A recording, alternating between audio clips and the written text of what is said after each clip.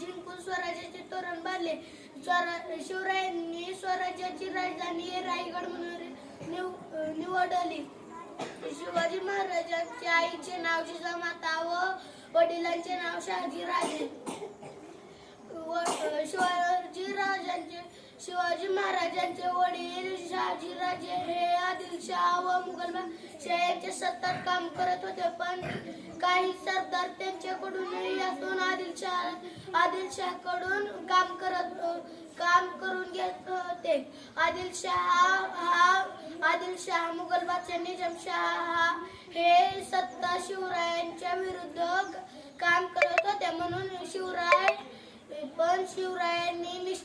शिवरायांनी निश्चय केला की आपण ही त्या सत्तांचा विरोध केला पाहिजे. म्हणून शिवरायांनी राज्याभिषेक केला. शिवरायांनी 1674 रोजी राज्याभिषेक केला. एवढे